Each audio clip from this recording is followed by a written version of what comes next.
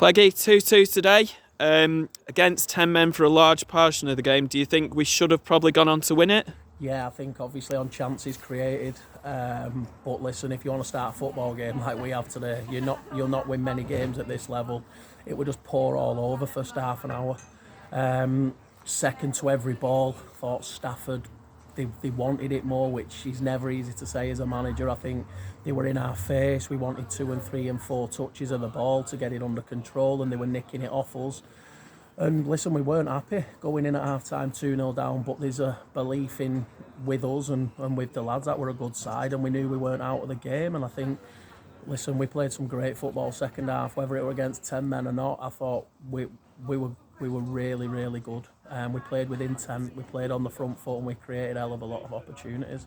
So what was said at half-time then to the boys to get that reaction? I don't know if a lot. It was the basics. It's about respecting the level. And if you wanna come here and stroll around with your back to goal, having 3 and 4 touches, I mean, you mustn't know this level too well. And it was just about respecting each other and respecting the opposition and respecting people who come and watch us, because we were just strolling around and not doing the basics. And to be honest, it shocked me because we've trained so well this week. The lads were in great spirits before the game, and yeah, the game just kind of seemed like it was getting away from us. Listen, the red cards spun the game on its head because Stafford were flying up till that point. But listen, it is what it is, and I thought second half we were brilliant. We looked like a really, really good football team, and that's what we're trying to create here.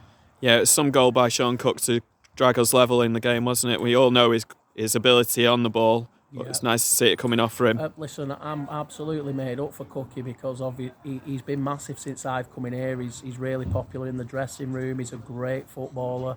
And listen, he's nailed this level for a long time, and it's probably been a quiet year for him. And I think from the minute I walked in, I told him, he's a big part of our plans to the end of the season. And I'm just made up for him because, listen, every player needs confidence. It don't matter how many goals you've scored at this level, and hopefully that's the one that kind of kick-starts it for us. Yeah, so there's been a few comings and goings this week. Can you just talk us through those? Yeah, I mean, obviously defensively in the midfield, we've tried to remain as steady as possible, but we've had obviously Kelly's loan got dragged from under our feet, which we totally accept. He's gone on to bigger and better things, which he's been fantastic for the club. Obviously Dylan, it was a frustrating one with Dylan again, great lad, great player, but injuries were preventing him playing, so we had to end that loan and send him back to Southport. And then obviously we brought a Sabian who showed you today exactly what he can do. He's quick, he's strong, he knows the level, and we needed wingers, or forward should I say. And then obviously Jack Indle is no surprise. He's been training with us now for a couple of weeks. We've been waiting for international clearance for Jack, and hopefully we can get him on. I mean, brushing up on the George Cooper situation, George is obviously wanting to play at a lot higher level than us. So at the moment, the arrangement with George is kind of come in when we need him, and he's going to train with us and stay fit. So George will be used like as and when. He's a local lad, lives across the road from ground, so we're doing all we can to kind of get him back on his feet, football terms, and so he can hit the ground running in summer. So yeah, it's been it seems like a bit of a whirlwind, but it's all in control, and we know what we want to do and we know where we want to go. So for us, it'll just be train hard again this week, and we've got a really tough game away next week at Gainsborough.